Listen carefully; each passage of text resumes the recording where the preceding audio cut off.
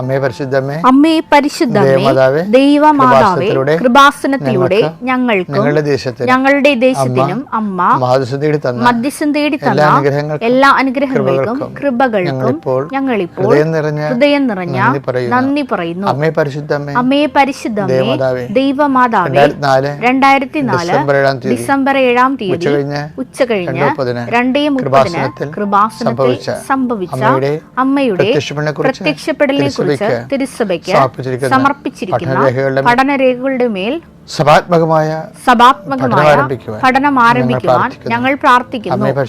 അമ്മേ പരിശുദ്ധമേ, ഭൂസ്വർ ലോകങ്ങളുടെ രാജ്ഞിയായ അങ്ങേയ്ക്ക് ഭൗമ സംരക്ഷണത്തിനായി പ്രപഞ്ച പ്രകൃതിയെ തന്നെ തിരുസഭ പ്രതിഷ്ഠിക്കുവാൻ ഈ പ്രത്യക്ഷീകരണം വഴി ഇടയാക്കണമേ. പരിശുദ്ധമേ, ജപമാല മാതാവേ, സകല കൃപാസനം പ്രാർത്ഥനകളോടും ചേർത്ത് ഞങ്ങളിപ്പോൾ പ്രാർത്ഥിക്കുന്ന ഈ കുടുംബത്തിന്റെ പ്രത്യേക നിയോഗം മക്കളെ, അമ്മയുടെ പ്രത്യക്ഷീകരണത്തിന്റെ ഈ അനുഗ്രഹവേളയിൽ ഞങ്ങൾക്ക് സാധിച്ചു തരുവാൻ കനിയണമേ. ആമേൻ. വിശ്വാസ പ്രമാണം. സർവശക്തനായ പിതാവും ആകാശത്തിന്റെയും ഭൂമിയുടെയും സൃഷ്ടാവുമായ ദൈവത്തിൽ ഞാൻ വിശ്വസിക്കുന്നു. അവിടുത്തെ ഏകപുത്രനും ഞങ്ങളുടെ കർത്താവുമായ ഈശോമിശിഹായിലും ഞാൻ വിശ്വസിക്കുന്നു. ഈ പുത്രൻ പരിശുദ്ധാത്മാവിനാൽ ഗർഭസ്ഥനായി കന്യകാമറിയത്തിൽ നിന്ന് പിറന്ന് പൊന്തിയോസ് പീലാത്തോസിന്റെ കാലത്ത് പീഡകൾ സഹിച്ച് കുരിശിൽ തറയ്ക്കപ്പെട്ട് മരിച്ച് അടക്കപ്പെട്ട് പാതാളങ്ങളിൽ ഇറങ്ങി മരിച്ചവരുടെ ഇടയിൽ നിന്ന് 3-ാം നാൾ ഉയർത്ത് സ്വർഗത്തിലേക്ക് എഴുന്നള്ളി സർവശക്തിയുള്ള പിതാവായ ദൈവത്തിന്റെ വലതുഭാഗത്തിരിക്കുന്നു. അവിടെ നിന്ന് ജീവിക്കുന്നവരെയും മരിച്ചവരെയും വിധിക്കുവാൻ വരുമെന്നും ഞാൻ വിശ്വസിക്കുന്നു. പരിശുദ്ധാത്മാവിലും ഞാൻ വിശ്വസിക്കുന്നു. വിശുദ്ധ കത്തോലിക്കാ സഭയിലും പുണ്യവാന്മാരുടെ ഐക്യത്തിലും പാപങ്ങളുടെ മോചനത്തിലും ശരീരത്തിന്റെ ഉയർപ്പിലും നിത്യമായ ജീവിതത്തിലും ഞാൻ വിശ്വസിക്കുന്നു. ആമേൻ. സ്വർഗ്ഗസ്ഥനായ ഞങ്ങളുടെ പിതാവേ, അങ്ങയുടെ നാമം പൂജിതമാകണമേ. അങ്ങയുടെ രാജ്യം വരണമേ. അങ്ങയുടെ തിരുമനസ് സ്വർഗത്തിലെ പോലെ ഭൂമിയിലും ആകണമേ.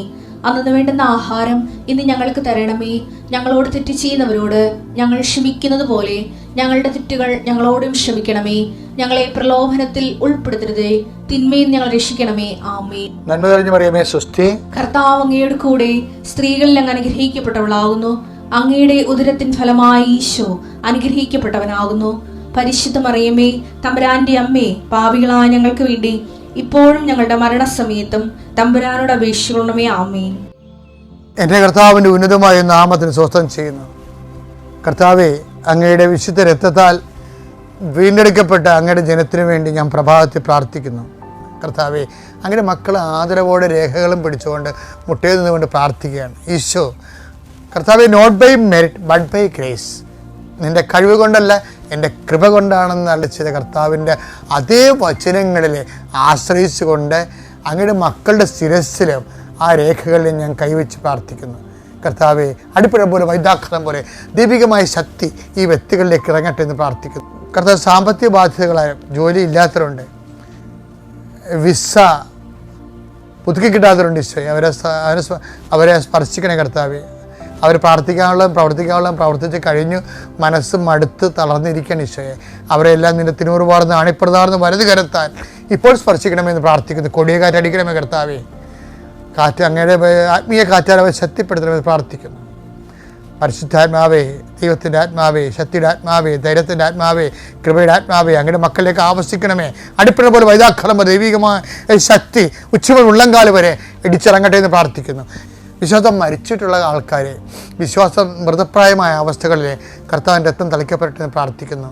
കർത്താവെ, നിൻ്റെ യാത്ര, നിൻ്റെ സംസാരം, നിൻ്റെ സംഭാഷണം, നീ കൈ കൊടുക്കുന്ന വ്യക്തികൾ, ഒപ്പിടുന്ന പേപ്പറുകൾ, സംസാരിക്കുന്ന വാക്കുകൾ ഈശോ ഏറ്റെടുത്ത് ആശ്രയിച്ച് നിനക്ക് നൽകുകയും നിന്നെ അനുഗ്രഹിക്കുകയും ചെയ്യട്ടെ എന്ന് പ്രാർത്ഥിക്കുന്നു. വിശേഷത്തിനൊരു സത്യം, പച്ചയായ യാഥാർത്ഥ്യങ്ങളെ വെളിപ്പെടുത്തിക്കൊണ്ടേയിരിക്കും. അനുതാപത്തിൻ്റെ മേഖലകളെ വെളിപ്പെടുത്തിക്കൊണ്ടാണ് സുവിശേഷം മുന്നേറുന്നത്. അവർ കടലിന്റെ മറുകരയിൽ ഗരസേനരുടെ നാട്ടിലെത്തി. അവൻ വഞ്ചിയിൽ നിന്ന് ഇറങ്ങിയ ഉടനെ അശുദ്ധാത്മാവ് ബാധിച്ച ഒരുവൻ ശവകുടീരങ്ങൾക്കിടയിൽ നിന്ന് എതിരെ വന്നു. പ്രേതലോകത്തുനിന്ന് പറഞ്ഞ കണ്ടില്ലേ അയാളെ. ശവകുടീരങ്ങൾക്കിടയിൽ താമസിച്ചിരുന്ന അവനെ ചങ്ങല കൊണ്ട് പോലും ബന്ധിച്ചിടാൻ കഴിഞ്ഞിരുന്നില്ല. ചങ്ങല കൊണ്ട്, അപ്പൊ ഒരെണ്ണത്തിന് ഒരു ചങ്ങല കൊണ്ടും ബന്ധിക്കാൻ പറ്റത്തില്ല. ചങ്ങലകൾ പലതുണ്ടല്ല. ഇപ്പൊ ചിലർ പറയും അപ്പൻ അവനെ അനുസരിക്കും, അമ്മ പറഞ്ഞാൽ കേൾക്കത്തില്ല. എടാ ഞാൻ പറയണില്ല, അപ്പൻ വരട്ടെ, അപ്പനോട് പറയാം. അപ്പനൊരു ചങ്ങലയാണ്, പക്ഷെ ചിലപ്പോൾ അപ്പനെ അനുസരിക്കത്തില്ല. അപ്പം അവനൊരു കൂട്ടുകാരനുണ്ട്, അവനോട് പറഞ്ഞാൽ അവൻ പറഞ്ഞാൽ കേൾക്കും, ചിലപ്പോൾ കൂട്ടുകാരനെയും കേൾക്കത്തില്ല. അപ്പം അങ്ങനെ ആർക്കും ബന്ധിക്കാൻ, ആർക്കും അവനെ ദൈവത്തിലേക്ക് കൊണ്ടുവരാൻ പറ്റാത്ത രീതിയിൽ, അവനെ മനുഷ്യത്വത്തിലേക്കും സ്നേഹത്തിലേക്കും കൊണ്ടുവരാൻ നോർമലാക്കാൻ പറ്റാത്ത രീതിയിൽ അങ്ങനെ അനേകം ലഘുവിനുമായിട്ട് അവൻ മുന്നേറുന്ന മനുഷ്യരെ നമ്മൾ കാണുന്നുണ്ട്. പലപ്പോഴും അവനെ കാൽവിലങ്ങുകളാലും ചങ്ങലകളാലും ബന്ധിച്ചിരുന്നെങ്കിലും അവൻ ചങ്ങലകൾ വലിച്ചു പൊട്ടിക്കുകയും കാൽവിലങ്ങുകൾ തകർത്തു കളയുകയും ചെയ്തിരുന്നു. അവനെ ഒതുക്കി നിർത്താൻ ആർക്കും കഴിഞ്ഞിരുന്നില്ല. രാപകൽ അവൻ കല്ലറകൾക്കിടയിലും മലകളിലും ആയിരുന്നു. അവൻ അലറി വിളിക്കുകയും കല്ലുകൊണ്ട് തന്നെ മുറിപ്പെടുത്തുകയും ചെയ്തിരുന്നു.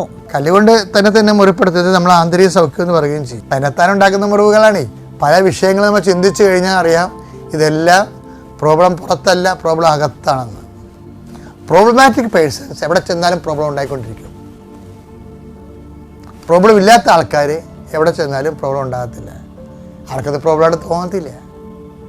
അപ്പം ചിലർക്ക് ഡോർമെൻ്റ് പ്രോബ്ലക്കാരുണ്ടാവും, നിശബ്ദമായിട്ട് പ്രോബ്ലം ഉണ്ട്, പക്ഷേ പുറത്ത് കാണുന്നില്ല, പ്രോബ്ലം ഉണ്ട്. അപ്പോൾ ഈശോക്ക് ഒന്ന് രണ്ട് പേരെ കണ്ടപ്പോൾ ഈശോക്ക് മനസ്സിലായി നാഗവല്ലി അകത്തുണ്ട്, ഒരു കാലത്തും പുറത്ത്, രാത്രി പോലും ഇത് പുറത്ത് വരത്തില്ല. നാഗവല്ലി അകത്തുണ്ട്, പക്ഷേ ഗംഗ വളരെ സുന്ദരമായിട്ട് ജീവിക്കുന്നു, ഇത് പുറത്ത് വരത്തില്ല. അപ്പോൾ ഈശോ എന്ത് ചെയ്ത് പുറത്ത് വരാൻ പറ്റിയ രണ്ട് സിറ്റുവേഷൻസ് ഉണ്ടാക്കി. ആരെയാണ്? ഈശോ ഒരാൾ ടേക്കപ്പ് ചെയ്ത അവസരങ്ങൾ കൊടുക്കണ കാണാൻ. ഈശോ പറഞ്ഞു നമ്മൾ ജെറുസലേമിലേക്ക് പോവുകയാണ്, സമറിയ വഴിയാണ് പോണത്. അവർ ജോണും യാക്കോബും യോഹന്നാനും കൂടി പോയി സമറിയയിൽ പോയി നമുക്ക് രാത്രി താമസിക്കാൻ ഇടം ഉണ്ടാക്കാൻ പറയും. അപ്പോൾ വളരെ ശാന്തമായിട്ട് നാഗവല്ലിൻ്റെ ഉള്ളിലിരിക്കുകയാണ്, പുറത്ത് കാണുന്നില്ല. അപ്പോസ്തലന്മാർ പിശാച് ബാധരാണെന്ന് ഞാൻ പറയുകയല്ല. എൻ്റെ പേരിൽ എൻ്റെ അടുത്ത് കുതിര കയറാൻ വരരുത് നിങ്ങൾ. ഞാൻ പറയുന്നത് സുവിശേഷം നിരക്കാത്ത ഒരു സ്പിരിറ്റ് എക്സോർ വഴി ആരിലുണ്ടായാലും ഈശോ അത് അഡ്രസ്സ് ചെയ്യുമെന്ന് ഞാൻ പറയുകയാണ്. അതാണ് എൻ്റെ ഉദ്ദേശം. അത് ഇൻക്ലൂഡിങ് മൈ സെൽഫ്. എനിക്കെന്താ പ്രത്യേകത? സുവിശേഷം അന്വേഷിക്കുന്ന, സുവിശേഷത്തിൻ്റെ സാധ്യതകൾ അന്വേഷിച്ചുകൊണ്ട് ദൈവത്തിൻ്റെ കൃപയിൽ ജീവിക്കാൻ നമ്മൾ എന്നും ഒരു വിനയാനെതിരായ അന്വേഷകൻ. അതിൻ്റെ അപ്പുറത്ത് എന്താ? എൻ്റെ പേര് ബിനോയ് അഗസ്റ്റിൻ, വട്ടക്കാവുങ്കൽ, ഇടുക്കി രൂപത മങ്കുവ ഇടവക ആണ്. ഞാൻ 2024 ജനുവരി മാസം 1-ാം തീയതി എൻ്റെ റേഡിയേഷൻ രാജഗിരി ആശുപത്രിയിൽ ആരംഭിക്കുകയായിരുന്നു. അപ്പോൾ ഞാൻ രാജഗിരി ആശുപത്രിയിൽ അവിടുത്തെ താമസിച്ച റൂമിൽ നിന്ന് എല്ലാ ദിവസവും രാവിലെ 5:30 മുമ്പായി എഴുന്നേറ്റ് ഉടമ്പടി പ്രാർത്ഥനകൾ ചെല്ലുകയും അതിനുശേഷം രാവിലെ വിശുദ്ധ കുർബാനയ്ക്ക് പോവുകയും വിശുദ്ധ കുർബാനയിൽ പങ്കെടുത്ത് വിശുദ്ധ കുർബാന സ്വീകരിച്ച് തിരിച്ചു വന്ന് 10 മണിയോടുകൂടി രാജഗിരി ആശുപത്രിയുടെ ചാപ്പലിൽ പോയിരുന്ന് പ്രാർത്ഥിച്ചുകൊണ്ടിരുന്നു. സമയമാകുമ്പോൾ 1 മണിയാകുമ്പം 1:30 റേഡിയേഷന് പോകും. റേഡിയേഷൻ കഴിഞ്ഞ് വീണ്ടും വരും. വന്നു കഴിഞ്ഞ് വീണ്ടും ചാപ്പലിലിരുന്ന് പ്രാർത്ഥിക്കും. ദിവസവും രാവിലെ ഉടമ്പടി തൈലം റേഡിയേഷൻ വരുന്ന ഭാഗങ്ങളിൽ പരട്ടിക്കൊണ്ട് പ്രാർത്ഥിച്ച് ആണ് പോയിക്കൊണ്ടിരുന്നത്. ചാപ്പലിലിരുന്ന് ഞാനവിടെ ഇരുന്ന് പ്രാർത്ഥിക്കുമ്പോൾ അവിടെ വന്നിരിക്കുന്ന രോഗികളായിട്ടുള്ളവരും രോഗികളുടെ കൂട്ടിരിപ്പാരായിട്ട് വന്ന് കരഞ്ഞ് പ്രാർത്ഥിക്കുന്ന ഓരോരുത്തരെയും ഞാൻ അടുത്ത് ചെന്നിരുന്ന് അവരോട് ചോദിക്കുകയും അവർക്ക് അവിടെ ഇരിക്കുന്ന ചിലപ്പോൾ ചില പഴയ മാസത്തെയാണെങ്കിൽ പോലും അവിടെ ഇരുന്നത്രയും പത്രം ഞാനെടുത്ത് എല്ലാവർക്കും വിതരണം ചെയ്യുകയും ചെയ്യും. 40 റേഡിയേഷൻ എന്നെ എടുത്തതാണ്. ഈ 40 റേഡിയേഷൻ എടുക്കുമ്പോഴും എന്നെ സംബന്ധിച്ച് എനിക്ക് നല്ല ആരോഗ്യവും നല്ല ശക്തിയും ഉണ്ടായിരുന്നു. ഉടമ്പടി തൈലത്തിൻ്റെയും വിശുദ്ധ കുർബാനയുടെയും ശക്തിയാണ്. മാത്രമല്ല ചാപ്പലിലെ നിത്യാരാധന ചാപ്പലിൽ അവിടെ ഇരുന്ന പ്രാർത്ഥനയുടെ ഫലമാണ് ഞാൻ പൂർണ്ണമായും വിശ്വസിക്കുന്നു. അപ്പോൾ ഞാൻ തിങ്കളാഴ്ച മുതൽ വെള്ളിയാഴ്ച വരെയാണ് റേഡിയേഷനെങ്കിലും ഞാൻ വെള്ളിയാഴ്ച വൈകിട്ട് 90 കിലോമീറ്റർ ദൂരം റേഡിയേഷൻ കഴിഞ്ഞ് കുറച്ച് നേരം ചാപ്പലിൽ പ്രാർത്ഥിച്ചിട്ട് 90 കിലോമീറ്റർ ദൂരം തന്നെത്താൻ വണ്ടി ഓടിച്ചുകൊണ്ട് പോകും. എനിക്ക് ബൈസ്റ്റാൻഡർ ഇല്ലാതെയാണ് 40 റേഡിയേഷൻ എടുത്തത്. ഈ റേഡിയേഷൻ ഒരു പ്രത്യേകതയുണ്ട്. റേഡിയേഷൻ എടുക്കുമ്പോൾ നമുക്ക് ഛർദി, ഒഴിച്ചിൽ, അങ്ങനെയുള്ള ചില അസുഖങ്ങൾ വരും. അത് ഒട്ടും എല്ലാവർക്കും തന്നെ ഉണ്ടാകുന്നതാണ്. എന്നോട് ഡോക്ടർ ചോദിച്ചു, അപ്പോൾ നിങ്ങൾക്ക് എങ്ങനെ ഉണ്ടായിരുന്നു റേഡിയേഷൻ എടുത്തപ്പോൾ എന്ന് ചോദിച്ചു. അപ്പോൾ ഞാൻ പ്രത്യേക ഒരു മാറ്റം എന്നെ കണ്ടതുകൊണ്ടാണ് ഡോക്ടർ എന്നോട് എടുത്തു ചോദിച്ചത്. കാരണം നേഴ്സുമാർ എന്നോട് പറഞ്ഞു, ഇവിടെ വന്ന് റേഡിയേഷൻ എടുത്തതിൽ ചേട്ടന് മാത്രം എന്തൊക്കെയോ പ്രത്യേകത കാണുന്നുണ്ട്, ചേട്ടൻ വളരെ ഹാപ്പിയാണ്, ചേട്ടൻ ഒരു ക്ഷീണവും കാണുന്നില്ലോ എന്ന് പറഞ്ഞു. അപ്പോൾ ഞാൻ പറഞ്ഞു, ഞാൻ മാതാവിൻ്റെ ഉടമ്പടി നിൽക്കുന്നതാണ്, ഞാൻ ചാപ്പലിൽ പ്രാർത്ഥിക്കുകയാണ് ഇത്രയും സമയവും, 5:30-6 മണിയായിട്ടേ ഞാൻ ഇറങ്ങിപ്പോവുള്ളൂ. അപ്പോൾ ലാസ്റ്റ് ഡോക്ടറിനോട് ചോദിച്ചപ്പോൾ ഞാൻ പറഞ്ഞു, സാറേ ഞാനൊരു സത്യം പറയാം, എനിക്ക് ബൈസ്റ്റാൻഡർ ഇല്ലാതെയാണ് ഞാൻ ഈ 40 റേഡിയേഷൻ പൂർത്തിയാക്കിയത്. വെള്ളിയാഴ്ച ദിവസം വൈകിട്ട് ഞാൻ വണ്ടി ഓടിച്ചെൻ്റെ വീട്ടിലേക്ക് തന്നെത്താൻ പോകുമായിരുന്നു. അപ്പോൾ പറഞ്ഞു, അയ്യോ വലിയൊരു അത്ഭുതകരമാണല്ലോ എന്ന് പറഞ്ഞു. എന്നോട് അത് കഴിഞ്ഞ് റേഡിയേഷൻ കഴിഞ്ഞ് വീണ്ടും ഓങ്കോളജി ഡോക്ടറെ കണ്ടു അന്ന് തന്നെ. അപ്പോൾ ഡോക്ടർ എൻ്റെ റേഡിയേഷൻ വിജയകരമാണെന്ന് കണ്ടപ്പോൾ ഡോക്ടർ പറഞ്ഞു, ഇനി നിങ്ങൾക്ക് കീമോതെറാപ്പിയുടെ ആവശ്യമില്ല എന്ന് പറഞ്ഞ് എന്നെ പറഞ്ഞയച്ചു വിട്ടു. അതിനുശേഷം എനിക്കിനി അടുത്ത ഉടമ്പടി നിയോഗം പറയാം. ഞാനൊരു മാരുതി സർവീസ് സെൻറ്റർ നടത്തിക്കൊണ്ടിരുന്നതാണ്. അത് ഞാൻ ഉടമ്പടി അത് വിൽക്കുകയും ചെയ്തു. അത് ഞാൻ പ്രാർത്ഥിച്ചു, ഇവിടെ വന്ന് പ്രാർത്ഥിച്ച അമ്മ മാതാവ് എനിക്ക് അത്ഭുതകരമായിട്ട് അത് വിറ്റ് തന്നു. പിന്നീട് ഞാൻ കാനഡയിൽ, എൻ്റെ 2 മക്കളെ കാനഡയിൽ പഠിക്കുകയാണ്. കാനഡയ്ക്ക് വിസയ്ക്ക് വേണ്ടി അപേക്ഷിച്ചിരുന്നത് ആ വിസ ഇന്ത്യ കാനഡ ആ പ്രശ്ന സമയത്ത് എനിക്ക് 10 വർഷത്തേക്ക് വിസ അനുവദിച്ച് കിട്ടി. പിന്നെ 3ാമത് ആയിട്ട് എനിക്ക് ഉടമ്പടി വയ്ക്കാത്ത നിയോഗങ്ങൾ ഒത്തിരി എനിക്ക് അത്ഭുതങ്ങൾ നടന്നിട്ടുണ്ട്. ഞാൻ എൻ്റെ കൂടെ കൃഷിപ്പണിയിൽ ഒരു വലിയ മുരിക്ക് 10-35 വർഷമായ ഒരു കാനം മുരിക്ക് കയറിട്ട് കെട്ടി വലിക്കിച്ച് ചാടിക്കുമ്പോൾ അത് വെട്ടിക്കൊണ്ടിരുന്ന മനുഷ്യൻ അവിടെ തെറ്റി വീഴുകയും അദ്ദേഹത്തിൻ്റെ പുറത്തേക്ക് മരം വീഴുകയും അയാൾ ഒരു അലർജി കിട്ടും. ഞങ്ങൾ ചെന്നിട്ട് പിടിച്ചിട്ട് പോകില്ല. പിന്നെ ആളുകളെ കൂട്ടി പൊക്കി അദ്ദേഹത്തിന്, ഞാൻ ഓർത്ത് അദ്ദേഹം മരിച്ചുപോയി, അല്ലെങ്കിൽ കൈ തടിയുടെ അപ്പുറത്ത് വശത്ത് കിടന്ന് അദ്ദേഹത്തെ പിടിച്ചെഴുന്നേപ്പിച്ച് എൻ്റെ കഴുത്തെ കിടന്ന ഉടമ്പടിയില്ല ലോക്കറ്റ് കാശുരൂപം വെച്ച് ഞാൻ പ്രാർത്ഥിച്ചു, അമ്മേ മാതാവേ അദ്ദേഹത്തെ രക്ഷിക്കണേ, കുടുംബം മാറ്റാൻ വേണ്ടി പണിയാൻ വന്നേക്കും, എനിക്ക് വേണ്ടി എന്നെ രക്ഷിക്കാനും പണിയാൻ വിട്ടതാണല്ലോ, രക്ഷിക്കണമെന്ന് പറഞ്ഞാൽ അടുത്ത ആശുപത്രി കൊണ്ടുപോയി തിരിച്ചും മറിച്ചും എല്ലാം കിടത്തി എക്സ്റേ എടുത്തിട്ട് അദ്ദേഹത്തിന് ഒരു കുഴപ്പമില്ല. ഒരു ദിവസത്തെ വിശ്രമത്തിന് ശേഷം പിറ്റേ ദിവസം അദ്ദേഹം പണിയാനിറങ്ങിയ വലിയൊരു അത്ഭുതം അമ്മ മാതാവ് എൻ്റെ ദൃഷ്ടിയിൽ കാണിച്ചു തന്നു. പിന്നീട് 2 മാസം കഴിഞ്ഞപ്പോൾ എൻ്റെ വർക്ക്ഷോപ്പിൽ കിടന്ന ഒരു മാരുതി കാറ് സന്ധ്യാസമയത്ത് ഒരു മെക്കാനിക്ക് ഗ്യാസ് വെൽഡിങ് ചെയ്യുകയാണ്. ഗ്യാസ് വെൽഡിങ്ങിന് തീ ഉപയോഗിച്ച് വെൽഡ് ചെയ്യുമ്പോൾ പെട്രോളിൻ്റെ അടിയിൽ തീ പിടിക്കുകയും ഭയങ്കര ആളിച്ച ഉണ്ടാകുകയും ചെയ്തു. ഞങ്ങളാരും അവിടെ സ്ഥലത്തിലായിരുന്നു. പക്ഷേ മറുവശത്തുണ്ടായിരുന്ന മിൽമേലെ ആളുകളിലെ പാക്കറ്റ് വെള്ളം ഉണ്ടായിരുന്നുണ്ട്. ആ വെള്ളം ഒഴിക്കുകയും അദ്ദേഹത്തിന് പൊള്ളലേൽക്കാതെ രക്ഷപ്പെട്ടു. തൊട്ടടുത്ത് ഗ്യാസ് ഓക്സിജൻ സിലിണ്ടറായിരുന്നു, അല്ലെങ്കിൽ പൊട്ടിത്തെറിച്ച് ആ വർക്ക്ഷോപ്പ് മുഴുവൻ കത്തിപ്പോകുമായിരുന്നു. അങ്ങനെയുള്ള ഒത്തിരി അത്ഭുതങ്ങൾ എനിക്ക് നടന്നിട്ടുണ്ട്. പിന്നീട് ഞാൻ ബാംഗ്ലൂരിൽ VFSൽ വിസ ഇതുകൂടെ എടുക്കാൻ പോകുമ്പോൾ എനിക്ക് യാത്ര ചെയ്യാൻ ഇത്തിരി പ്രയാസമുണ്ടായിരുന്നു. റേഡിയേഷൻ കുത്തിയിരുന്ന് യാത്ര ചെയ്യാനായിട്ട് പ്രയാസമുണ്ടായിരുന്നു. പക്ഷേ എങ്കിൽ ഞാൻ എങ്ങനെ പോകുമെന്ന് എനിക്കറിയത്തില്ല. ക്രിസ്മസ് സമയമാണ്, ടിക്കറ്റ് അങ്ങോട്ടുണ്ട് ഇങ്ങോട്ടില്ല. അങ്ങോട്ട് ട്രെയിൻ ടിക്കറ്റ് ബുക്ക് ചെയ്ത് വെച്ചിരുന്നു. സമയം വന്നപ്പോൾ ട്രെയിൻ ടിക്കറ്റിൻ്റെ VFSൻ്റെ ടൈം മാറിപ്പോയി. ട്രെയിൻ ടിക്കറ്റും ഇല്ല, വിമാന ടിക്കറ്റും ഇല്ല. മാതാവിനെ വിളിച്ച് അപേക്ഷിച്ച് കഴിഞ്ഞപ്പോൾ അത്ഭുതകരമായിട്ട് ഞങ്ങൾക്ക് 2 പേർക്കും പ്ലെയിൻ ടിക്കറ്റ് കുറഞ്ഞ റേറ്റിൽ കിട്ടുകയും ബാംഗ്ലൂരിൽ ചെന്നിറങ്ങുകയും റിട്ടേൺ പോരാൻ നേരത്ത് വീണ്ടും പരീക്ഷണ ഘട്ടം വരികയാണ്. ഞങ്ങൾക്ക് ബുക്ക് ചെയ്തിരുന്ന ബസ് കിട്ടാതെ വന്നു കഴിഞ്ഞപ്പോൾ വീണ്ടും ഞങ്ങൾ അമ്മ മാതാവിനോട് തുടർച്ചയായിട്ട് വണ്ടി ഇരുന്നുകൊണ്ട് പ്രാർത്ഥിക്കുമ്പോൾ ഞങ്ങൾക്ക് ഫോൺ വരുവാണ്, ബസ്സില്ല, കുറച്ച് നേരം വെയിറ്റ് ചെയ്യാം, ഞാനൊന്ന് ശ്രമിക്കട്ടെ എന്നൊരു എൻ്റെ മകൻ്റെ കൂടെ പഠിച്ചൊരു കൂട്ടുകാരൻ പയ്യൻ എന്നോട് പറഞ്ഞു. ഏതാണ്ട് 1 മണിക്കൂറിനുള്ളിൽ അവൻ പറഞ്ഞു, ചേട്ടാ ബസ്സായിട്ടുണ്ട്, നിങ്ങൾക്ക് ബസ്സായിട്ടുണ്ടെന്ന്. എനിക്ക് അത്ഭുതകരമായിട്ട് അമ്മ മാതാവ് സ്ലീപ്പർ കോച്ച് ബസ് ഒരുക്കി തന്നു. അപ്പോൾ എനിക്ക് കുത്തിയിരിക്കേണ്ട, കിടന്ന് സുഖകരമായിട്ട് രാത്രി മുഴുവൻ ഉറങ്ങി സുഖമായിട്ട് വീട്ടിൽ വന്ന് എത്താൻ സാധിച്ചു. പിന്നീട് എനിക്ക് നടന്നേക്കുന്ന അത്ഭുതങ്ങൾ, ഞാൻ ഈ അടുത്ത ദിവസം ഈ കൃപാസനത്തിൽ വരുമ്പോൾ ഞാനൊരു ഹിന്ദിക്കാരന് ഒരു കരിമ്പ് ജ്യൂസ് വിൽക്കുന്നതിൻ്റെ അടുത്ത് ഒരു 30 രൂപയുടെ കരിമ്പ് ജ്യൂസ് കുടിച്ചിട്ട് ഗൂഗിൾ പേ ചെയ്ത് കൊടുത്തിട്ടുണ്ടായിരുന്നു. ഞാൻ വേറൊരാൾക്ക് 2600 രൂപ ഇട്ടത് മാറി തെറ്റിപ്പോയി, അതാ ഹിന്ദിക്കാരൻ്റെ പോയി. അപ്പോൾ ആ പൈസ കിട്ടില്ല എന്ന് എല്ലാവരും പറഞ്ഞു. ഞാൻ ഇതേ കൃപാസന മാതാവിൻ്റെ ഫ്രണ്ടിൽ വന്ന് വെച്ച് ഞാൻ, അമ്മ മാതാവ് എൻ്റെ പൈസ പോയല്ലോ എന്ന് എന്നാരും പറഞ്ഞു. അത് ഞാൻ അവിടെ ഒരാളെ വിളിച്ചു പറഞ്ഞു. അദ്ദേഹം സ്കൂൾ ജോലിക്കാരനായിരുന്നു. അദ്ദേഹം എന്നോട് പറഞ്ഞു, മിക്കവാറും പൈസ കിട്ടില്ല, ഹിന്ദിക്കാരനെ അവരുടെ മുതലാളിക്ക് പോകുമെന്ന് പറഞ്ഞു. എന്നാലും ഞാനൊന്ന് ശ്രമിച്ചു നോക്കാമെന്ന് പറഞ്ഞു. 10 മണിയായപ്പം ഹിന്ദിക്കാരനെ കണ്ടില്ല. രണ്ടാമത് വീണ്ടും അദ്ദേഹം 11 മണിക്ക് അത്യാവശ്യമായിട്ട് വീട്ടിൽ വരേണ്ട ഒരു സാഹചര്യം ഇപ്പോൾ തുറന്നിട്ടുണ്ട്. അദ്ദേഹത്തോട് ചെന്ന് ഹിന്ദിക്കാരൻ സംസാരിക്കുകയും അദ്ദേഹത്തിൻ്റെ സ്കൂളിലെ ബാഡ്ജ് കിടന്നുകൊണ്ട് സർക്കാർ ഉദ്യോഗസ്ഥനാണെന്ന് പറഞ്ഞ് എനിക്ക് ആ പൈസ, ഈ കൃപാസനം ഇവിടെ നിൽക്കുമ്പോൾ എനിക്ക് ആ പൈസ റിട്ടേൺ കിട്ടി. പിന്നീട് ഒരുപാട് അത്ഭുതങ്ങൾ എനിക്ക് നടന്നിട്ടുണ്ട്. പിന്നെ പ്രേക്ഷിത പ്രവർത്തനത്തിലേക്ക് കിടക്കാം. ബാക്കി കുറേ കാര്യങ്ങൾ ഭാര്യ പറയും. പ്രേക്ഷിത പ്രവർത്തനം എന്ന് പറഞ്ഞാൽ പത്രം എല്ലാ മാസവും ഇവിടെ വരാൻ സാധിച്ചില്ലെങ്കിൽ വരുന്നവരെ കൊണ്ട് ഞാൻ 6-8 പത്രം മേടിക്കും. ഈ പത്രം അടിമാലി, മുരിക്കാശ്ശേരി, ചെറുതോണി, കട്ടപ്പന എന്നീ പ്രൈവറ്റ് ബസ് സ്റ്റാൻഡുകളിൽ പോയി ബസ്സുകളിൽ കയറി യാത്രക്കാരോട് ഇതുപോലെ ഇരുന്ന് വിവരങ്ങൾ പറഞ്ഞ് എൻ്റെ രോഗസൗഖ്യം പറഞ്ഞ് പത്രം എല്ലാവർക്കും വിതരണം ചെയ്യും.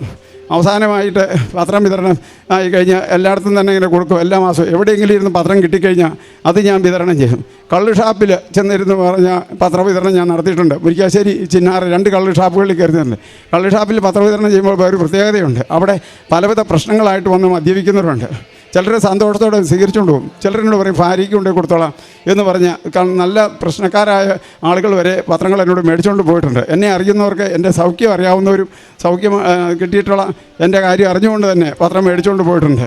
പിന്നീട് ഞങ്ങൾ കാരുണ്യ പ്രവർത്തികൾ ആരൊക്കെ ഏതൊക്കെ സഹായം വേണോ അതെല്ലാം ഞങ്ങൾ കണ്ടറിഞ്ഞ് ചെയ്യാറുണ്ട്. പിന്നെ കൂടുതലും കാരുണ്യ പ്രവർത്തികളിൽ കൂടുതലും പ്രവർത്തിക്കുന്ന ഭാര്യയാണ്. അവൾക്ക് കുറച്ച് കാര്യങ്ങൾ, അവളും എൻ്റെ കൂടെ ഉടമ്പടിയിൽ പിന്നീട് വന്ന് ചേർന്നതാണ്. അവൾക്കും കുറേ കാര്യങ്ങൾ പറയാനുണ്ട്. 2019 ഞാൻ ഉടമ്പടി എടുത്ത ആളാണ്. 2021 വന്ന് സാക്ഷ്യം പറഞ്ഞ് അതിനുശേഷം ഉടമ്പടിയിൽ നിന്ന് ഞാൻ ഇച്ചിരി മാറി നിന്നു. 2023 എൻ്റെ ചേട്ടൻ ഇവിടെ വന്ന് ഉടമ്പടി എടുത്തു. ചേട്ടൻ ഉടമ്പടി എടുത്തതിന് ശേഷം 2024 ചേട്ടന് ക്യാൻസർ സ്ഥിരീകരിച്ച് കഴിഞ്ഞപ്പം ഞാൻ വീണ്ടും എൻ്റെ ഉടമ്പടി ചേട്ടൻ എടുത്തതിൻ്റെ കൂട്ടത്തിൽ പുതിയ ഉടമ്പടി എടുത്തു. അങ്ങനെ എൻ്റെ ഉടമ്പടി ഞാനിപ്പം ഉടമ്പടി ജീവിതത്തിലാണ്. എൻ്റെ ഒന്നാമത്തെ നിയോഗം ഞാൻ വെച്ചിരുന്നത് അമ്മയുടെ പ്രത്യക്ഷീകരണം തിരുസഭ അംഗീകരിക്കാനുള്ള നടപടി ഉണ്ടാകാനും ജോസഫ് അച്ഛന് നല്ല ആരോഗ്യവും ദീർഘായുസ്സും കിട്ടാനാണ്. എൻ്റെ രണ്ടാമത്തെ നിയോഗം വെച്ചത് ദൈവസ്നേഹത്തോടെ എന്നെ വളർത്തണം, പരിശുദ്ധാത്മാവ് കൊണ്ട് എന്നെ നിറയ്ക്കണം എന്നുള്ളതാണ്. എൻ്റെ ജീവിതത്തിൽ വിശുദ്ധ കുർബാനയുടെ സമയത്തും എല്ലാം എനിക്ക് എൻ്റെ ഈശോയെ ഹൃദയത്തിൽ സ്വീകരിക്കുമ്പോഴൊക്കെ ആത്മീയമായ നല്ല ഉണർവുണ്ടാകാറുണ്ട്. അതുപോലെ തന്നെ പരിശുദ്ധാത്മാവിൻ്റെ കൃപ എനിക്ക് ഉണ്ടാകാറുണ്ട്. ജപമാല ചെല്ലുമ്പോൾ ഓരോ രഹസ്യം ചെല്ലുമ്പം അതിൻ്റെ അർത്ഥം അറിഞ്ഞ് എനിക്ക് ചെല്ലാൻ പറ്റുന്നുണ്ട്. ഉടമ്പടി എടുത്ത അന്ന് മുതൽ മുട്ട നിന്നാണ് ഞാൻ ജപമാല ചെല്ലുന്നത്.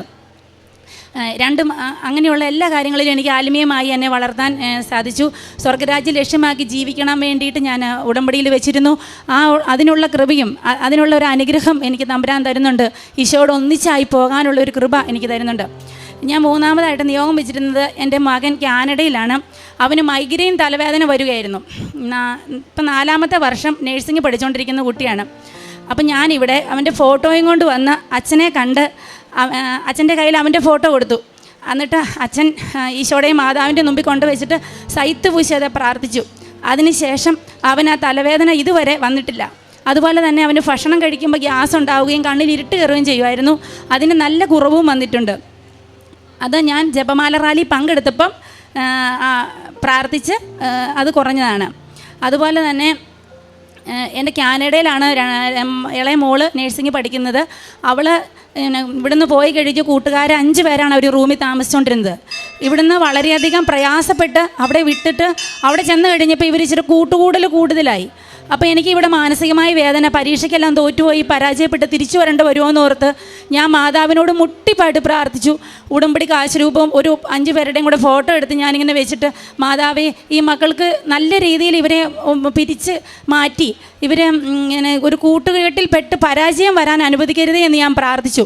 അതിൻ്റെ ഫലമായിട്ട് ആ മക്കൾ എല്ലാവരും തന്നെ 2 പേരൊഴികെ ബാക്കി എല്ലാവരും ഓരോ സ്ഥലങ്ങളിലേക്ക് മാറുകയും എൻ്റെ മകൾ പഠനത്തിൽ കുറച്ചും കൂടി ശ്രദ്ധ കേന്ദ്രീകരിച്ച് അവൾക്ക് 2 വർഷം വളരെയധികം പ്രയാസമാണ് കാനഡയിൽ ഡിഗ്രി നേഴ്സിംഗ് ചെയ്യിക്കണമെങ്കിൽ. ആ മോള് വളരെയധികം മാതാവിൻ്റെ കൃപയാൽ ഞാൻ ഇവിടുന്ന് ഒരു ഉടമ്പടി ഞാൻ ഇവിടുന്ന് ഒരു കാശ് രൂപം അവൾക്ക് കാനഡയ്ക്ക് അയച്ചു കൊടുത്തു. ആ കാശ് രൂപം കൊന്തയും കൈ പിടിച്ചുകൊണ്ടാണ് മെഡ് മൈക്രോ എന്ന് പറഞ്ഞൊരു വിഷയം 100 പേരെ എഴുതി 20 പേര് പോലും ജയിക്കുകയല്ലാത്തൊരു വിഷയമായിരുന്നു. അതെൻ്റെ ഉടമ്പടി നിയോഗമായിരുന്നു. അവൾ ആ ഉടമ്പടി കാശ് രൂപം പിടിച്ചുകൊണ്ട് പോയി പരീക്ഷ എഴുതി. മാതാവ് അവളെ ജയിപ്പിച്ച് 2nd ഇയറിലോട്ട് വിജയം നൽകി അവളെ അനുഗ്രഹിച്ചു. മൂന്നാമതെൻ്റെ നിയോഗം അങ്ങനെ മാതാവ് എല്ലാ വിധത്തിലും അനുഗ്രഹിച്ചു. ഇനി ഉടമ്പടിയിൽ വെക്കാത്ത ഒരു നിയോഗം, ഞാൻ കഴിഞ്ഞ ആഴ്ച നടുതല്ലി വീണിട്ട് എൻ്റെ നട്ടലിന് ഭയങ്കര വേദനയായിരുന്നു. ഉടമ്പടി തൈലം ഞാൻ പുരട്ടുകയും ഉടമ്പടി ഉപ്പ് വെള്ളത്തിലിട്ട് ചൂട് പിടിക്കുകയും ചെയ്തതിൻ്റെ ഫലമായിട്ട് എൻ്റെ ഒരാഴ്ച കഴിഞ്ഞ് റെസ്റ്റ് ചെയ്തപ്പം എനിക്ക് ഒരാഗ്രഹമുള്ളായിരുന്നു. എനിക്ക് മുട്ടുകുത്തി നിന്ന് കൊന്തയെല്ലണമെന്ന് ആഗ്രഹം. ഞാൻ അതോർത്താണ് കരഞ്ഞത്. എൻ്റെ മാതാവ് എന്നെ മുട്ടുകുത്തി നിന്ന് കൊന്തയെല്ലാൻ അനുഗ്രഹിച്ചു. എൻ്റെ നടുവിൻ്റെ വേദന മാറ്റി. പ്രേക്ഷിത പ്രവർത്തനങ്ങളായിട്ട് ഞാൻ ചെയ്യുന്നത് എല്ലാ ബുധനാഴ്ച ഉപവാസം എടുത്ത് ഞാൻ ഭക്ഷണം ഉണ്ടാക്കിക്കൊണ്ട് പോയി ഹോസ്പിറ്റലുകളിലെ വാർഡുകളിൽ കൊടുക്കും. പിന്നെ അനാഥശാലകളിൽ ഫംഗ്ഷനുകളൊക്കെ ഉണ്ടെങ്കിൽ അന്നും ഭക്ഷണം വീട്ടിൽ നിന്ന് ഉണ്ടാക്കിക്കൊണ്ട് പോയി കൊടുക്കും. പിന്നെ അനാഥശാലയിൽ അവർക്ക് ചോറ്, അരി അവർക്ക് കിട്ടുന്നതുകൊണ്ട് അവർക്ക് ചോറ് വെക്കാൻ എളുപ്പമുണ്ട്. കറി വെക്കാൻ സാധനങ്ങളില്ല. ഞാൻ കറികൾ 3 തരത്തിലുള്ളതൊക്കെ വീട്ടിൽ നിന്ന് വെച്ചോണ്ട് പോയി അവിടെ അനാഥശാലയിൽ കൊടുക്കാറുണ്ട്. അങ്ങനെ ആരെന്നോട് സഹായം ചോദിച്ചാലും ഒരു തരത്തിലുള്ള എന്നിൽ നിന്നുള്ള സഹായം ഒന്നും ഞാൻ മാറ്റി വയ്ക്കില്ല. എനിക്ക് സമയമില്ലെങ്കിൽ പോലും മറ്റുള്ളവരെ സഹായിച്ച് ഞാൻ മുന്നോട്ട് പോകുന്നു. കൃപാസനത്തെക്കുറിച്ച് എല്ലാവരോടും പറഞ്ഞു കൊടുക്കും. പത്രപ്രേക്ഷിത പ്രവർത്തനം നടത്തും. എന്നെക്കൊണ്ട് കഴിയാവുന്ന വിധത്തിലെല്ലാം പരിശുദ്ധ അമ്മയുടെ പ്രത്യക്ഷീകരണ കൃപാസനത്തിൽ നടന്നതിൻ്റെ കാര്യങ്ങൾ ഞാൻ എല്ലാവരോടും വിശദീകരിച്ച് പറയാറുണ്ട്. പരിശുദ്ധ കൃപാസനം പ്രസാദപരമാതാവും ഈശോയും ഞങ്ങളുടെ കുടുംബത്തിൽ ചൊരിഞ്ഞ എല്ലാ അനുഗ്രഹങ്ങൾക്കും നന്ദി പറഞ്ഞുകൊണ്ട് ഞാൻ എൻ്റെ സാക്ഷി നിർത്തുന്നു. എൻ്റെ ഈ കാണിക്കുന്നത് എൻ്റെ ഫിറ്റ്നസ് സർട്ടിഫിക്കറ്റാണ്. എനിക്ക് 5-ാം തീയതി മിനിഞ്ഞാന്ന് എനിക്ക് രാജഗിരി ആശുപത്രിയിൽ നിന്ന് എനിക്ക് ഫിറ്റ്നസ് സർട്ടിഫിക്കറ്റ് തന്നേക്കാം. ഞങ്ങൾക്ക് 2 പേർക്കും വിസ ആയിട്ടുണ്ട്. എൻ്റെ മൂത്ത മകൻ്റെ ഗ്രാജുവേഷൻ 30-ാം തീയതിയാണ്. 21-ാം തീയതി ഞങ്ങൾ ഇവിടുന്ന് പോവുകയാണ്. എൻ്റെ അച്ഛൻ്റെ ഉടമ്പടി ധ്യാനം ഞാൻ സാധാരണ കൂടുന്നത് പകൽ സമയത്ത് കൂടുമ്പോൾ ആരെങ്കിലും വീട്ടിൽ വരികയും എന്തെങ്കിലും ബെല്ലടിക്കുകയൊക്കെ ചെയ്യുന്നത് ഒരു മനസ്സിലൊരു തൃപ്തി കിട്ടില്ല. അപ്പോൾ ഞാൻ മാതാവിനോട് പ്രാർത്ഥിച്ചിട്ട് കിടക്കും. രാത്രിയിൽ ഒരു 3 മണി 4 മണിയാകുമ്പോൾ ഉറക്കം തെളിയുമ്പോൾ ഞാൻ മൊബൈൽ ഓണാക്കി വെച്ചുകൊണ്ട് മൊബൈലിലിരുന്നാണ് ഇപ്പോൾ എല്ലാ ധ്യാനവും അങ്ങനെയാണ് ഞാൻ കൂടുന്നത്. അതായത് 2 പ്രാവശ്യം കൂടുമ്പോൾ എനിക്ക് മനസ്സിൽ തൃപ്തി വരികയുള്ളൂ. പിന്നെ ഞാൻ ഏത് പണി ചെയ്യുമ്പോൾ ഇവിടുത്തെ അനുഭവസാക്ഷ്യം മൊബൈൽ ഓണാക്കി വെച്ചുകൊണ്ട് നമ്മൾ ഒരു കൊക്കോ പൊട്ടിക്കുകയാണെങ്കിൽ അതൊക്കെ ആ മൊബൈൽ ഓണാക്കി വെച്ചുകൊണ്ട് ആ അനുഭവസാക്ഷ്യം കേൾക്കാൻ സാധിക്കും. പിന്നെ ഉടമ്പടി തൈലം നേർച്ച വസ്തുക്കൾ ഉപയോഗിച്ച് എൻ്റെ രഹസ്യ ഭാഗങ്ങളിൽ അലർജി ഉണ്ടായിരുന്നു. അലർജിയോ അങ്ങനെ മാറി. കാലേ കൂടെ പരു വരുന്നുണ്ടായിരുന്നു, അത് മാറി. എല്ലാറ്റിലും ഉപരി എനിക്ക് ഫാറ്റ് ലിവർ രാജഗിരി തന്നെ ചികിത്സിച്ചിട്ട് ഫാറ്റ് ലിവർ കുറയുന്നില്ല. അവസാനം ഞാൻ അവിടുത്തെ എല്ലാ സാക്ഷ്യത്തിൽ കേട്ടു ഉടമ്പടി നേർച്ച വസ്തുക്കൾ ഉപയോഗിച്ച് കഴിഞ്ഞപ്പം അവർക്കെല്ലാം സൗഖ്യം കിട്ടുന്നു. ഞാൻ മരുന്നും മാറ്റി വെച്ചിട്ട് ഉടമ്പടി നേർച്ച വസ്തുക്കളായ ഉടമ്പടി തൈലും ഉപ്പും കഴിച്ചപ്പോൾ എനിക്ക് സൗഖ്യം കിട്ടുകയും ടെസ്റ്റിൽ താഴോട്ട് വരികയും ചെയ്തു. അത് പിന്നെ ഞാൻ ഫാറ്റ് ലിവറിന് ഇന്ന് വരെ മരുന്ന് കഴിച്ചിട്ടില്ല. ഫാറ്റ് ലിവർ താന്ന് തന്നെയാണ് നിൽക്കുന്നത്. എങ്കിൽ പോലും തന്നെയുണ്ടല്ലോ അന്ന് ഞാൻ ഒരു 4800 രൂപയുടെ മരുന്ന് മേടിച്ചിരുന്നു. അത് ഞാൻ എൻ്റെ സുഹൃത്തിൻ്റെ മെഡിക്കൽ സ്റ്റോറിൽ കൊടുത്തിട്ട് അവിടെ അനാഥ മന്ദിരത്തിലെ രോഗികൾക്ക് കൊടുക്കാനായിട്ടാണ് പറഞ്ഞ് ഏൽപ്പിച്ചിരിക്കുന്നത്. അതുകൊണ്ട് ഉടമ്പടി നേർച്ച വസ്തുക്കളുടെ ഉപയോഗം എനിക്ക് ഒത്തിരി അനുഗ്രഹങ്ങൾ കിട്ടിയിട്ടുണ്ട്. ഒരുപാട് ഭൗതികമായിട്ടും ഒരുപാട് അനുഗ്രഹം കിട്ടിയിട്ടുണ്ട്. ഞാൻ സമയക്കുറവ് കൊണ്ട് പറയുന്നില്ല. ഇപ്പോൾ എനിക്ക് നിയോഗങ്ങളില്ല, 1-2 നിയോഗമുള്ളൂ. ബാക്കിയെല്ലാം ഞാൻ ഈ ജോസഫച്ചന് വേണ്ടിയും കൃപാസനത്തിന് വേണ്ടിയും മറ്റു രോഗികൾക്ക് വേണ്ടിയും പ്രത്യേകം രോഗികൾക്ക് വേണ്ടി മറ്റുള്ളവർക്ക് വേണ്ടിയിട്ടും എല്ലാം ഞാൻ വെച്ചാണ് ഉടമ്പടി വയ്ക്കുന്നത്. ഇനിയിപ്പോൾ എനിക്ക് ഈ വിസായും കൂടി വന്നുകൊണ്ട് ഇനിയിപ്പോൾ എനിക്ക് അധികം ഉടമ്പടി നിയോഗങ്ങളില്ല. പക്ഷേ പുതുക്കുമ്പം ഞങ്ങൾ വയ്ക്കും. ഇനിയിപ്പോൾ വിദേശത്തേക്ക് പോവുകയാണ്. എല്ലാ അനുഗ്രഹം തന്ന പരിശുദ്ധ അമ്മ മാതാവിനും കൃപാസന മാതാവിനും ജോസഫച്ചനും നന്ദി പറയുന്നു. എന്നെ സ്നേഹിക്കുന്നവൻ എൻ്റെ വചനം പാലിക്കും. അപ്പോൾ എൻ്റെ പിതാവ് അവരെ സ്നേഹിക്കുകയും ഞങ്ങൾ അവരിൽ വന്ന് വാസമുറപ്പിക്കുകയും ചെയ്യും. ബിനോയ് അഗസ്റ്റിനും ഡോളി ബിനോയും സാക്ഷ്യമാണ് നമ്മളിപ്പോൾ ഇവിടെ കേട്ടത്. ക്യാൻസർ രോഗം 2ാമത്തെ സാക്ഷ്യമാണ് ബിനോയുടേത്. ക്യാൻസർ രോഗം സൗഖ്യമെന്ന് പറഞ്ഞിരുന്നു. ഇതുപോലെ പിന്നെ റേഡിയേഷൻ ഡോക്ടർ പൂർത്തിയാകണമെന്ന് പറഞ്ഞുകൊണ്ട് അത് ചെയ്തപ്പോൾ കീമോ ചെയ്യാതെ അനുഗ്രഹിച്ചു ദൈവം. നമ്മളിവിടെ ഈ മകൻ പറഞ്ഞതെല്ലാം വളരെ വ്യക്തമായി അതെല്ലാം പറഞ്ഞിട്ടുണ്ട്. അതുപോലെ തന്നെ മാരുതി സർവീസ് സെൻറ്റർ വിൽപ്പന നടന്നു. കാനഡയിൽ ഇന്ത്യ പ്രശ്നങ്ങൾക്കിടയിൽ 10 വർഷത്തേക്ക് ഇന്ത്യ വിസ ലഭിച്ചു. അതോടെ ഇനി അവരിപ്പോൾ കാനഡയ്ക്ക് പോകാനുള്ള എല്ലാ വിസ എല്ലാം വന്നിരിക്കുകയാണ് പോകുന്നതിനോട്. അതിന് ഈ ഡോളിയുടെ പ്രാർത്ഥനയിലൂടെ ദൈവം നൽകിയ ഒത്തിരി അനുഗ്രഹങ്ങൾ നമ്മൾ കേട്ടു. മകൻ്റെ മൈഗ്രെയിൻ തലവേദന മാറിയതും മകൾ ഒരു മോശമായിട്ട് പോകുന്നത് മക്കളുടെ ഫോട്ടോ വെച്ച് പ്രാർത്ഥിച്ചപ്പോൾ അത് ചീത്ത കൂട്ടുകളിൽ നിന്ന് വിട്ടുപോവുകയും നല്ല മകളായി മാറുകയും ചെയ്തു. അതുവരെ തന്നെ നല്ല 65% മാർക്കിട്ട് ജയിക്കുകയും ചെയ്തു. അങ്ങനെ ഒത്തിരി അനുഗ്രഹങ്ങൾ ഈ മക്കൾക്ക് ദൈവം നൽകി. കൃപാസന മാതാവിനെ മുറുകെ പിടിച്ച് പ്രാർത്ഥിക്കുന്നവർക്ക്, അമ്മയുടെ കയ്യിൽ പിടിച്ച് നടക്കുന്നവർക്ക്, അമ്മയുടെ ഉടമ്പടി നിബന്ധനകൾ പാലിച്ചുകൊണ്ട് ഈശോ പറഞ്ഞതുപോലെ ചെയ്യുമ്പോൾ എല്ലാ കാര്യങ്ങളും നടക്കും എന്നുള്ള വലിയൊരു സാക്ഷ്യമാണ് ഈ മകനിൽ നിന്നും നമ്മളിപ്പോൾ കേട്ടത്. അതുപോലെ തന്നെ റേഡിയേഷനൊക്കെ പോയപ്പോൾ സ്വന്തമായി കാർ ഓടിച്ചാണ് പോകുന്നത്. ആരും കൂടെ നിൽക്കാനും പോലും ആരും വന്നിട്ടില്ല. തന്നെയാണ് എല്ലാം ചെയ്തത്. അപ്പോൾ എൻ്റെ ശക്തി, ദൈവിക ശക്തി അവരിലേക്ക് പ്രവർത്തിക്കുന്ന ഒരു വലിയ ഉടമ്പടി സാക്ഷ്യത്തിനാണ് നമ്മളിപ്പോൾ എല്ലാവരും സാക്ഷ്യം വഹിച്ചത്. ഇവർക്ക് ചെയ്തു കൊടുത്ത എല്ലാ അനുഗ്രഹങ്ങൾക്കും നമുക്ക് അമ്മ മാതാവിനും ഈശോയ്ക്കും കൈയടിച്ച് നന്ദി പറയുകയും ഇവർക്ക് ഇവരുടെ ഭാവി ജീവിതത്തിലും എല്ലാ അനുഗ്രഹങ്ങളും ഉണ്ടാകട്ടെ എന്ന് പ്രാർത്ഥിക്കുകയും ചെയ്യാം.